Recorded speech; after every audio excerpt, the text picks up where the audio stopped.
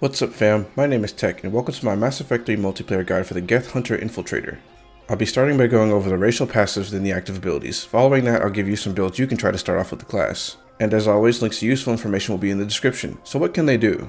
Geth classes aside from the Juggernaut are really squishy, as Hunter mode cuts your shields by half, and Geth are mostly shields. Their movement is mostly standard aside from the side hop I like to call the Solarian Shuffle.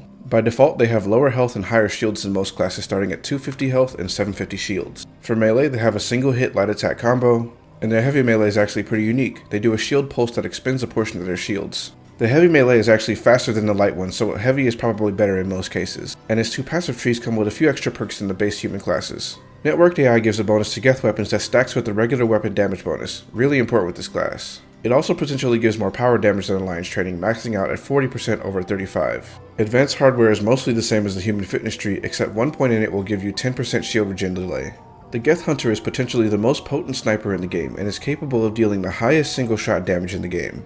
It accomplishes this through the combination of abilities Tactical Cloak, Hunter Mode, and Proximity Mine, plus its passive Networked AI. Each of these I've covered on other classes, so I'll stick to what's important here. Tactical Cloak increases your damage by 105% if you're using the right perks and a sniper rifle. Hunter Mode gives potentially a 17.5% damage bonus. Proximity Mine can increase enemy damage taken by 20%, and Networked AI gives a 32.5% damage bonus to Geth weapons.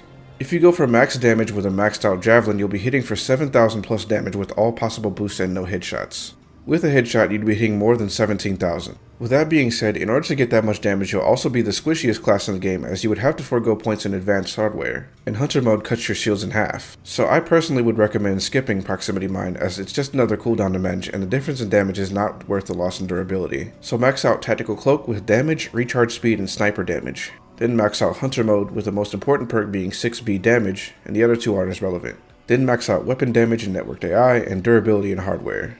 With this build, your damage is still very high, and you're still squishy, but at least a bit more tanky than most default classes without bonuses.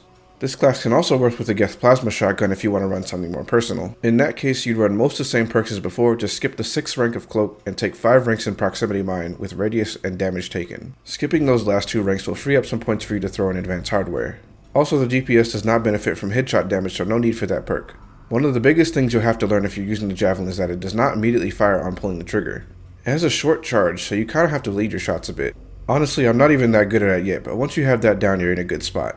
The second thing you have to get good at is positioning. Since you're pretty squishy, you want to be near tall cover at all times. The Javelin has inherent penetration, and you can see targets through walls and smoke, so with the amount of damage you can do, headshots through cover can still one-shot many units. If you're using the GPS, you can start your charge before cloaking, and when you fire, it won't break your cloak. If you don't have or don't like the Javelin, the Widow or the Black Widow are also good options. The best ammo types with this class are phasic, drill, or armor-piercing rounds. Phasic rounds will delete shields and barriers before your bullet damage, which will bypass shield gating. This means that enemy shields won't stop you from one-shotting them.